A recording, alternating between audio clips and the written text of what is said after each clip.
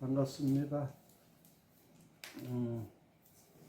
지난 1, 2, 3장을 통하여서 예수님이 메시아시다라는 것을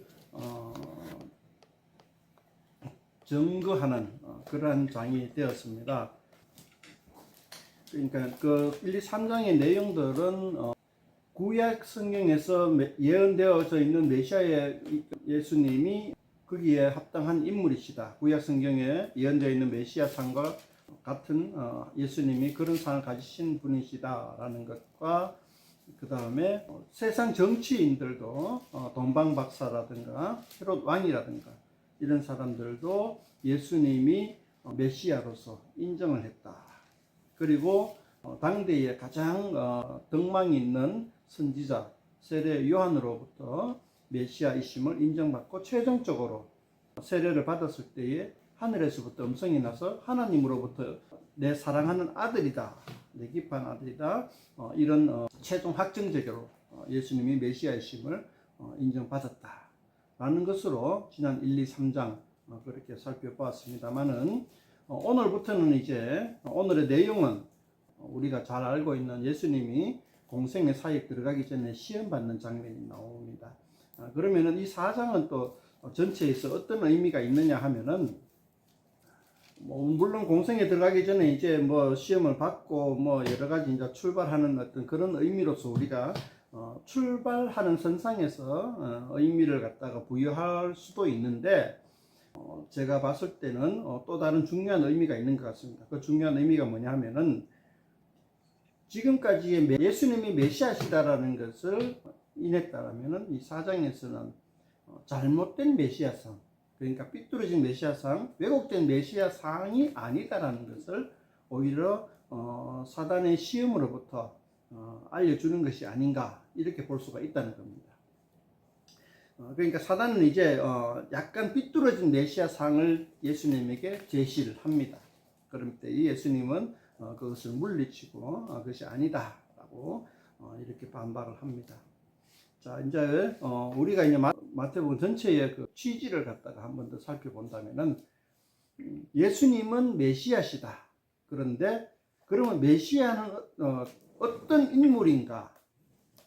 특히 예수님, 예수 메시아, 예수 그리스도는 어떤 일을 하며 어떤 인물인가에 관해서 집중되어 있다는 것이죠. 그러니까 1, 2, 3장에서는 우리가 평소에 고대하던 메시아, 우리가 평소에 고대하던 메시아가 오셨다. 그럼 4장부터는 예수님은 어떠한 메시아로 오셨는가에 대해서 메시아의 역할과 메시아의 정체성과 그렇게 이야기를 하고 있다는 겁니다. 특별히 메시아가 오셔서 이루어낼 하나님의 나라, 하늘나라가 어떠한 것인가에 대해서 집중적으로 조명하고 있는 거죠. 하늘나라는 메시아가 왕으로서 통치하시는 나라다. 그래서 이제 우리가 예수님이 중심이면서도 예수님이 이루실 하나님의 나라는 어떠한 것이다에 대해서 마태복음은 이야기하고 있단 말입니다. 자, 그러면 그런 취지 내에서 우리가 마태복음 4장을 읽을 때에 하나님의 나라는 예수님 메시아 왕이 어떤 식으로 나라가 이루어질 것인가에 대한 그러한 것으로 우리가 처음 살펴볼 수 있는 첫 장이라는 거죠. 우리가 잘 알고 있듯이 처음에 세 가지 마귀로부터 시험을 당하시는데 한 구절 한 구절 봅시다. 전체적으로 이야기한 것보다 첫 번째 2절부터 봅시다. 40일을 밤낮으로 금식한 후에 줄이신지라. 이걸 딱 읽는 순간은 모세가 시내산에서 십계명을 받으러 올라갈 때에 40일 금식을 했어요. 그 장면이 연상이 되어야 합니다. 모세가 십계명을 받으러 갈 때에 40일 금식한 장면, 그 장면과 오버랩이 돼야 돼요. 예수님이 40일 금식한 후에 딱 나와서 뒤에 보면은 5장부터 보면은 우리가 잘 알고 있는 산상수훈이 나와요. 그러니까 이 산상수훈과 십계명과 오버랩이 된다는 거죠. 그런 것을 이제 그걸 염두에 두고 우리가 이 2절을 갖다 읽어야 돼요. 40일을 밤낮으로 금식한 후에 모세는 40일 금식한 후에 십계명을 받아왔을 때에 백성들이 그 십계명을 환호한 것이 아니라 금송아지를 만들어 가지고 우상 숭배를 하고 있었단 말이죠. 그래서 그 십계명을 깨뜨려 버려요. 그러한 사건들을 연상을 해야 돼요. 그런 사건들 속에서 예수님도 마찬가지로 시험을 받았다는 거죠. 모세 때에는 백성들이 시험을 받아가지고 우상 숭배를 하게 됐어요. 40일 동안 못 참았던 거죠. 자기의 지도자가 갑자기 40일 동안 공백이 생기니까 백성들이 불안해가지고 금송아지로 보고 만들어가지고 이것이 하나님이다 라고 하면서 우상 숭배에 빠져버리는 그러한 역사적인 사건 속에서 예수님은 40일 금식한 후에 직접 시험을 당하시는데 어떤 시험이냐. 사단이 이제 이런 지도자 상을 내는 거예요. 3절에 보면 시험하는 자가 예수께 나와서 이르되 네가 만일 하나님의 아들이거든 명하여 이 돌들로 떡덩이가 되게 하라. 이 돌들로 떡덩이가 되게 하라는 시험을 사단이 예수님에게 하고 있습니다. 자, 돌들로 떡덩이가 되게 하는 거 모세는 하늘에서 만나가 내리게 해줬다라고 사람들이 이제 인식하고 있고 메시아가 오면은 이제 예수님 당시에 이제 AD 1세기에 메시아가 오면은 이스라엘 백성들이 경제적으로 풍족해진다, 부족함이 없어진다라고 기대를 하고 있단 말이죠. 그리고 사단은 그것을 이루달라, 경제적으로 모든 걸 해결해달라.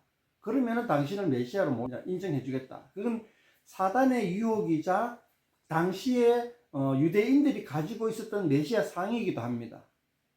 그러니까 당시에 군중이 가지고 있던 메시아 상을 예수님이 부응을 해달라 이거죠. 경제적으로 해결해달라.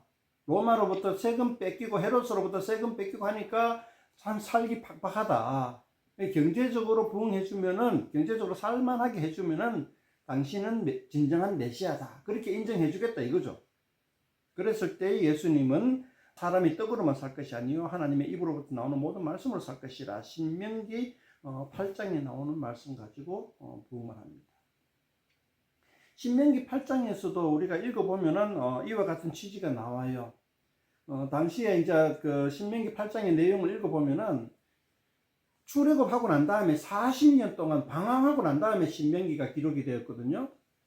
이 40년 동안 이스라엘 백성들이 먹고 살기 위해서 한 일은 아무것도 없어요. 광야에서 농사도 못 짓고 목축도 안 되고 물론 뭐 양은 데리고 다녔습니다만은 그러나 그것이 막 이렇게 풀도 없는데 막 번식할 수도 없는 상황이고 오히려 유지하기도 힘들죠. 광야에서 요즘에 사우디아라비아라고 예상이 되는데 거기에서 뭔가 먹고 살기 위한 경제적 활동을 할 수 있는 게 아무것도 없어요.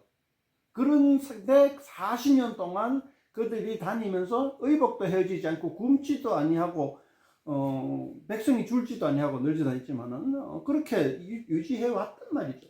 그런 결론을 가지고 나온 말씀이 떡으로 살 것이 아니라 하나님의 말씀으로 살아라. 하나님의 말씀으로 살면은 먹는 거는 자동 해결이다. 뭐 이런 취지로 신명기 8장 정도에서 이야기하고 있는 겁니다. 그래서 이제 이 4절 말씀, 사람이 떡으로만 살 것이 아니요 하나님의 입으로 나오는 모든 말씀으로 살 것이니라 하는 것은 바로 하나님 나라의 특징이기도 합니다.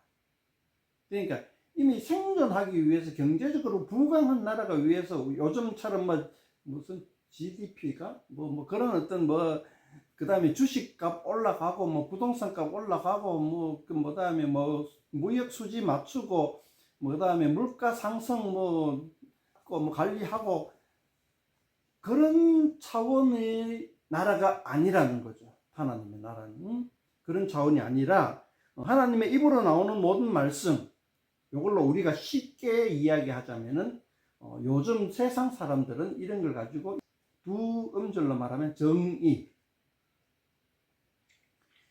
구약 성경에서 말하는 것은 공의와 정의라고 표현을 하고 있고 그리고 이제 우리가 지금 보는 말씀에서는 하나님의 입으로 나오는 모든 말씀, 그러니까 공의와 정의를 갖다가 실현하는 것이 우선이다.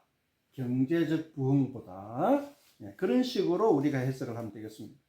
4절에 하나님의 나라의 특징이다 이거죠.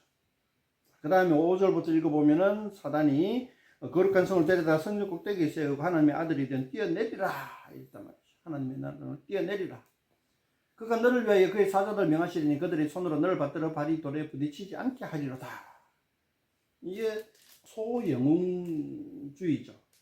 뭐 요즘 얼마 전에 트럼프가 총알이 그 총알이 귀를 스치고 지나가면서 갑자기 인기가 팍 올라갔어요.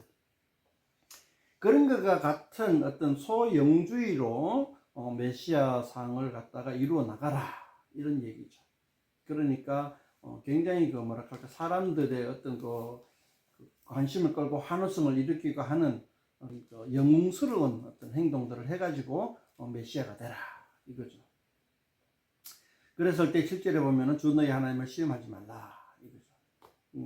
사람들의 그 이목을 주목하고 사람들로부터 어떤 그 뭐랄까 그 관심을 주목하는 어떤 그러한 어떤 그 이벤트를 가지고 메시아 이끌어 가지 말라는 거죠.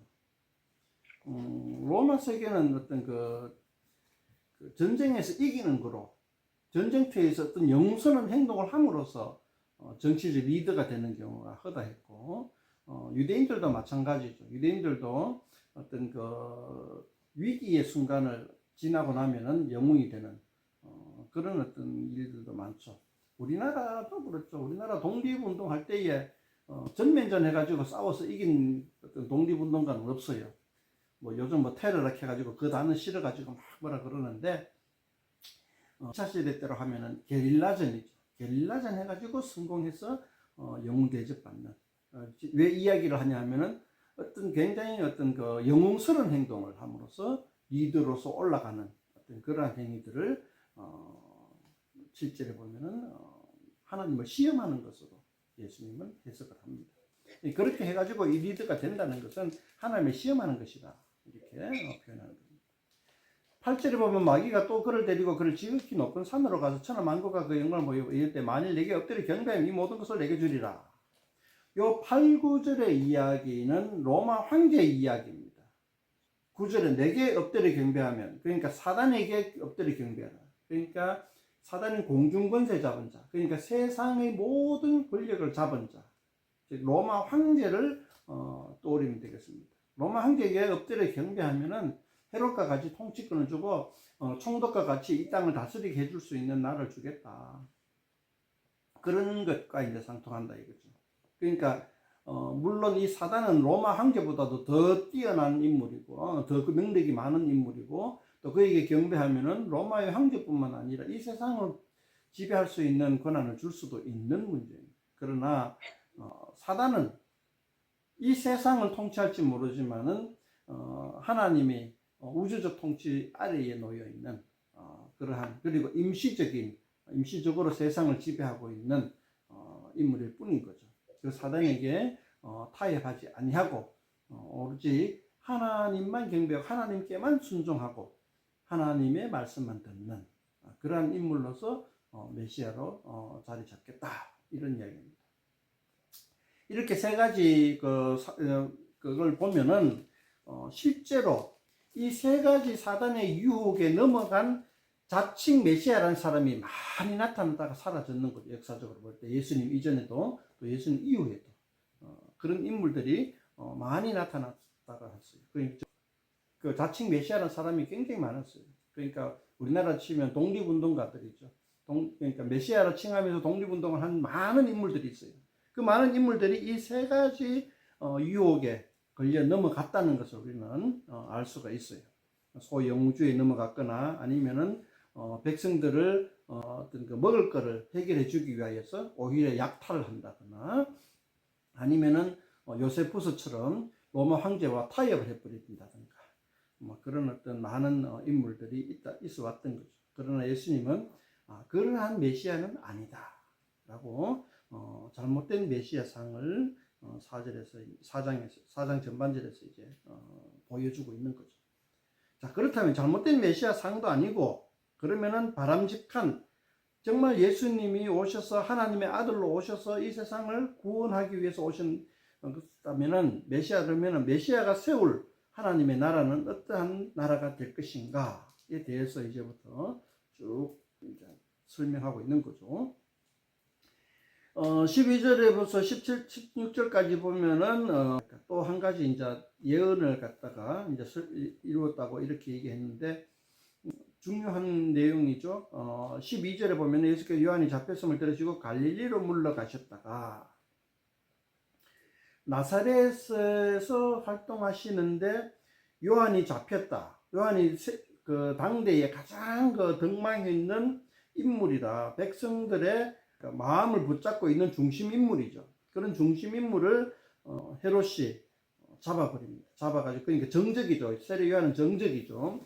헤롯이 정적이죠. 헤롯이 잡아가지고 감옥에 가뒀을 때에 예수님도 나사렛을 떠나가지고 갈릴리로 일단은 물러났다가 그렇게 해서 이제 활동을 다시 합니다. 갈릴리 물러가서 갈릴리에서 활동을 합니다. 근데 이 나사렛이라 하는 곳에는 어떤 조그만 어떤 도시라면 갈릴리는 굉장히 큰 도시입니다. 그러니까 물러나셨다 하는 큰 도시 속에서 대중 속에 숨어버렸다 이런 뜻으로도 우리가 이해할 수가 있는데 그 갈릴리로 갔다는 것은 이제 또한 15절에 보면은 이사야의 말씀을 성취했다 이렇게 이제 표현하고 있습니다. 근데 우리가 이제 갈릴리라 하는 도시를 보면은 갈릴리가 거의 뭐 우리나라의 부산쯤 됩니다. 예루살렘이 서울이라면 갈릴리는 부산쯤 됩니다. 그러니까 굉장히 그 어떤 사람들이 많이 살고 있는 그런 어업 도시라는 거죠. 갈릴리라는 호수는 굉장히 큰 호수입니다. 어느 정도냐 하면은 감이 안 잡히는데 뭐 하여튼 대구 옛날 대구 요즘 뭐 군이 포함하는 현풍 포함하는 대구가 아닌 옛날 대구 정도의 크기가 아닌가 이렇게 한번 짐작을 하는데 오죽 컸으면은 바다로 표현합니다. 바다로 호수가 아니라 바다로 표현하는 단어가 많이 나와요. 갈릴리 바다 이렇게 얘기합니다. 워낙 크니까. 그리고 그 일대 지방에서 호수는 그거밖에 없어요. 그러니까 그것이 굉장히 그 사람들이 살아갈 수 있는 유일한 터전되고 생산 도구가 있는 생업 도구가 있는 유일한 땅이다 말이죠. 그러니까 그곳에 사람이 굉장히 많이 살 수밖에 없어요. 좀 거짓말 같고 뻥튀기 같지만 요세푸스는 그곳에서 한 300만 정도 산다고 이렇게 나오는데 제 생각엔 너무 뻥튀기가 심한 것 같아요. 300만이 될까? 예루살렘이 한 200만 정도 예상을 하는데 갈릴리는 잘 되면 한 100만? 모르겠어요. 근데 요세푸스는 하여튼 300만 정도로 예상을 하고 있어요. 그 정도로 큰 도시다 이거죠. 그런 큰 도시에 예수님이 들어갔는데 그것이 이사야 9장에서 예언하고 있는 그러한 예언의 성취가 되었다. 16절에 보면 흑암에 앉은 백성이 큰 빛을 보고 사망의 땅과 그늘에 앉은 자들에게 빛이 비추었도다. 갈릴리에 있던 사람들이 빛이 비추었다 이거죠. 나사렛은 예수님의 어릴 적 고향입니다. 어릴 적 고향이니까 나사렛에서 예수님이 사역을 하니까 이 어릴 적 코 흘리게 예수가 뭘 하겠다고 하면서 사람들이 배척을 해버립니다. 그래서 갈릴리라는 도시에 가서 사역을 할 때에 예수님이 제자들을 많이 거두어들일 수가 있었어요. 그리고 이제 갈릴리에서 이제 많은 예수님이 성공적으로 사역을 하고 이제 그곳에 있던 사람들이 큰 빛을 보았던 거죠. 16절의 말씀처럼. 그리고 갈릴리에서 12제자를 이제 모으고 이제 사역을 하고 그때 마침 또 요한이 잡혀가 요한의 사역이 위축된 거죠. 위축이 되고 그 다음에 예수님의 사역이 반대로 뜨고 하는 그러한 현상들이 이제 12절에서 17절까지 이렇게 말씀해 주고 있습니다. 갈릴리 사람들의 그 성향은 굉장히 개혁적이고 진보적이고 투쟁적이다. 옛날에 우리 부산의 부마 사건처럼 어떤 그 불의를 보고 참지 못하는 그러한 약간 베드로같이 다혈질적인 사람, 어부들이 많으니까 그런 것 같아요. 그렇게 나옵니다. 그런 사람들을 데리고 예수님이 사역을 했다라는 거 우리가 조금 참조하고 있고 18절에 보시면은 18절에서 22절 사이 보시면 네 제자가 나옵니다. 베드로, 안드레, 야고보, 요한이 나오는데 다 어부입니다. 어부가 나오고 그리고 이제 그 어부들이 굉장히 담백하게 나옵니다. 그냥 어부 그러니까 열심히 고기 잡는 사람들을 따라와라 해가지고 제자가 되었다 이렇게 이제 담백하게 표현을 하고 있는데 담백하게 표현하면서도 이제 그 20절 보면 거물을 버려두고 예수를 따릅니다. 22절 보면 그들이 곧 배와 아버지를 버려두고 예수를 따릅니다. 그러니까 이 버려두고란 단어가 조금 선명하게 떠오르는데 다른 그 마가복음, 누가복음하고 비교해 보면 좀 그래요. 더 선명하게 보여요. 버려두고 가는 게.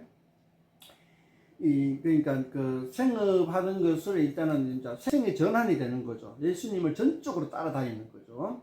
예수님을 전적으로 따라다닌다는 말은 무슨 말이냐? 오늘날로 치면은 뭐 우리의 이미지 연상 속에는 뭐 수도원에 들어가는 것 같은, 그리고 목사 되기 위해서 신학교에 들어가는 것처럼 그 풀타임 사역자 뭐 이런 정도의 이미지가 떠오르는데, 당시의 상황에서 예수님을 전적으로 따른다 하는 것은 이제 우리 식으로 이미지를 연상하자면은 마태복음의 독자들 입장에서 연상해 보면은 뭐냐 하면은 독립군의 정식으로 가담하는 것과 같은 느낌. 그러니까 평소 자기 생활하면서 독립군을 사이드에서 지원하다가 이제는 독립군에 정식으로 가입해가지고 총 들고 무장투쟁하는 군사로서 딱 변환되는 그러한 이미지가 떠오를 것이다. 마태복음 독자들에게 있어서는 예수님과 같이 딱 공동체가 돼가지고 숙식을 같이 하면서 같은 분대원처럼 그렇게 움직인다는 거죠. 그러면서 예수님으로부터 전적으로 예수님과 같이 사역을 한다. 그런 이미지를 떠오릅니다. 우리는 가서 훈련받는다 이런 이미지를 떠오르는데 예수님과 같이 사역을 한다 이런 이미지를 떠올리는 것이 오히려 더 가까울 것 같아요. 물론 사역을 하면서도 어설프니까 맨날 그 꾸중만 듣고 그러는 상황이 이제 바로 교육인데, 실상의 결론을 보면 교육인데 시작은 같이 사역을 하겠다는 다짐으로 가는 거죠. 같이 메시아 사역에 동참하겠다 하는 거죠. 그렇게 해가지고 이제 예수님이 장군이고 그 밑에 분대원으로서 일사불란하게 따라가겠다 하는 마음 가지고 이제 딱 간 거죠. 그렇게 이제 담백하게 표현을 했는데, 이제 근데 이 네 명은 12제자 중에서도 핵심 멤버죠. 핵심 멤버이고 우리가 다른 성경책 쭉 보면은 굉장히 뭐랄까 어부락해 가지고 우리가 무시하는 듯한 그런 어떤 그 느낌을 받는데, 실상은 이 시몬, 안드레, 야고보, 요한은 예수님 이전에, 예수님의 제자가 되기 이전에 굉장히 굵직굵직한 인물들이었다는 거죠. 예수님의 제자가 되기 이전부터도 굉장히 그 사회적으로 굵직굵직한 역할을 하던 사람들이다. 예를 들어 가지고 야고보, 요한은 그겁니다.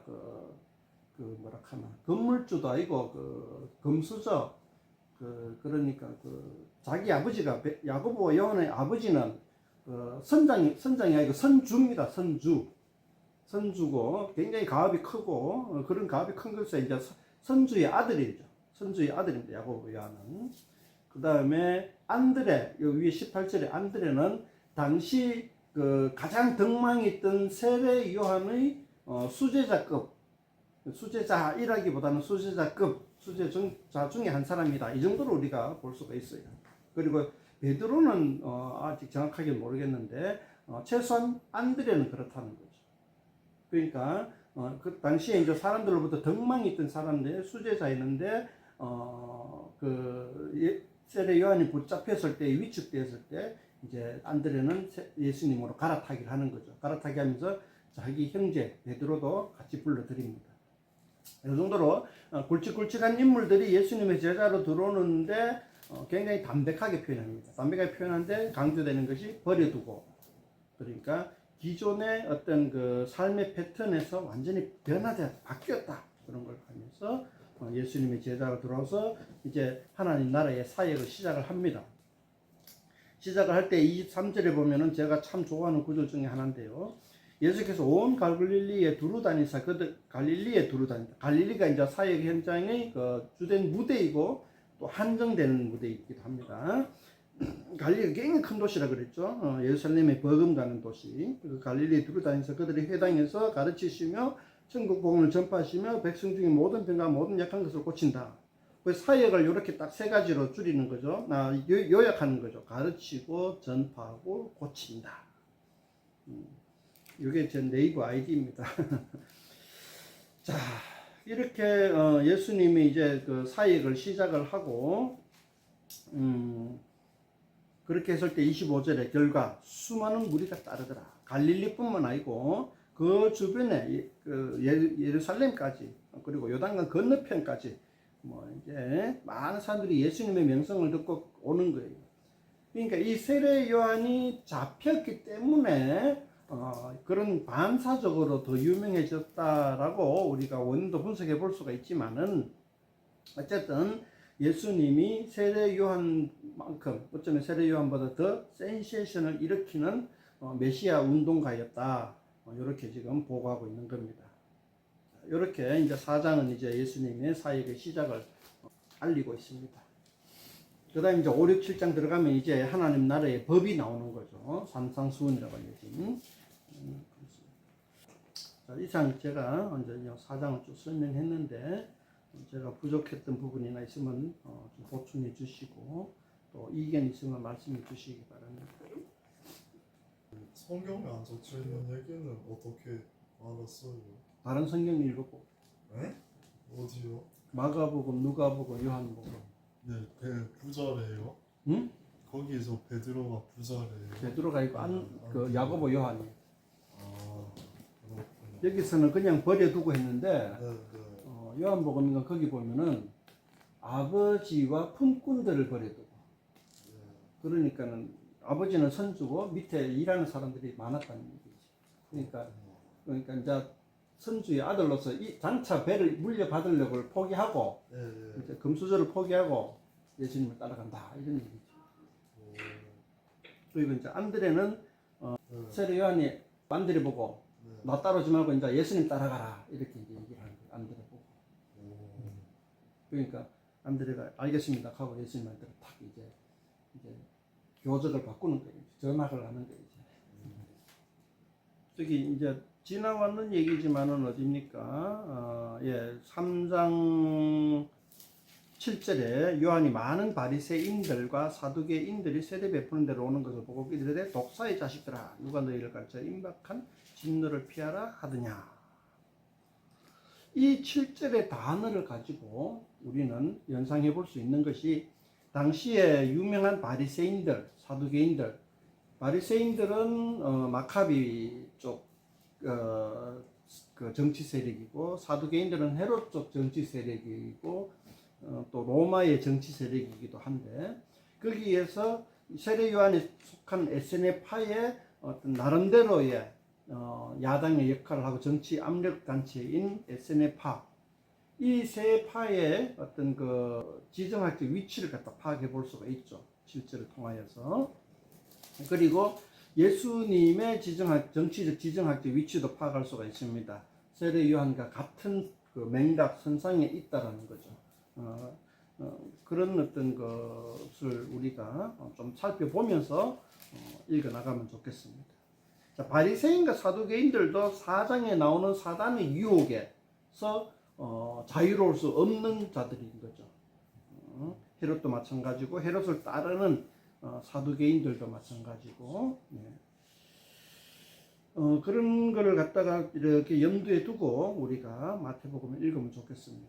당대의 이 마태복음의 독자들은 사두개인의 노선을 따라갈 거냐 바리새인들의 노선을 따라갈 거냐 아니면은 에스네파의 노선을 따라갈 거냐 하는 좀 있으면 이제 안 나옵니다만은 베드로는 지금 생각났습니다만은 베드로는 에스네파라기 세례 요한의 제자라기보다는 베드로는 열심당으로 보고 있습니다. 열심당은 뭐냐 하면은 무력투쟁하는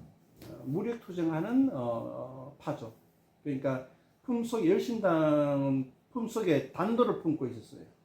그러니까 요즘 말로 하면 테러죠.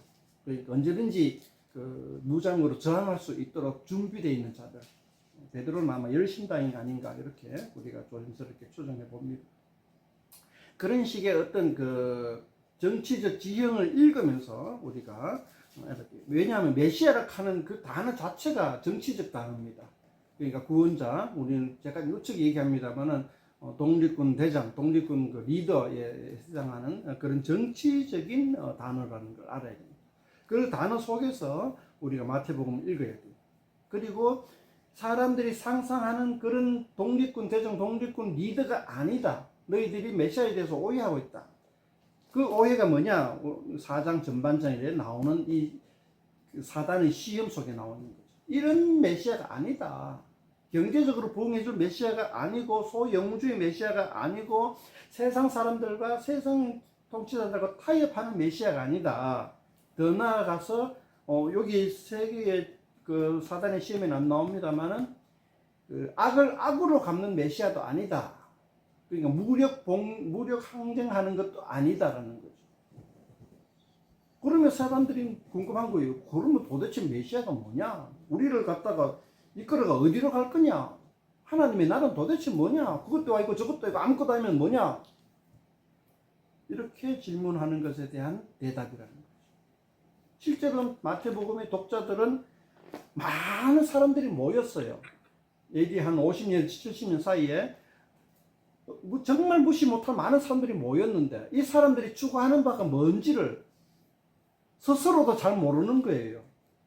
도대체 모여가지고 뭐 하는데? 옆에서 로마인들도 지켜보니까 저 사람들이 모여가 뭐 하는지 하나의 종교운동인데 이 종교운동이 어디로 갈까?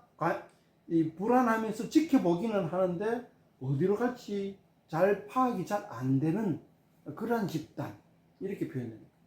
실제로도 예수 공동체에 포함되어 있는 활동을 하는 사람들도 자신들의 정체성에 대해서 휘청휘청거리는 거예요.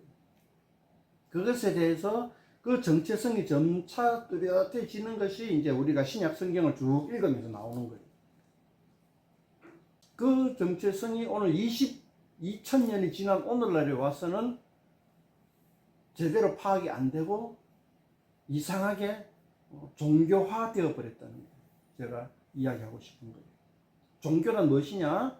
그러니까 우리가 지금 머릿속에 생각하는 기독교 종교란 무엇이냐 하면은 내세간 죽어서 천국에 가기 위한 하나의 수단으로 삼는 것이 종교라는 거죠. 죽어서 천국에 가기 위한, 죽어서 파라다이스에 가기 위한 수단으로서의 종교적 기능을 갖다 이야기하고 있고, 그것으로서 이제 우리가 기독교라는 것도 하나의 종교로서 생각하는 거죠. 거기에서 이제 중요한 관념이 영혼, 육체가 아니라 영혼, 그리고 죽음 후의 심판, 뭐 우리가 기 나오는 영화 뭐지? 신과 함께 가는 그런 세계관. 그러니까 살아서 얼마나 착한 일을 해야지 천국에 갈 수 있느냐, 심판받을 때에 재판장에게 잘 볼 수 있느냐 하는 것으로서의 종교적 기능으로서의 기독교가 우리의 이미지 속에 있단 말이에요. 그런데 우리가 신약 성경을 읽어볼 때에 그게 아니다라는 거예요. 그런 이미지는 오늘 사단의 그 시험 속에 나온 엉뚱한 메시아와 마찬가지로 우리가 엉뚱하게 기독교에 대해서 오해하고 있는 거다.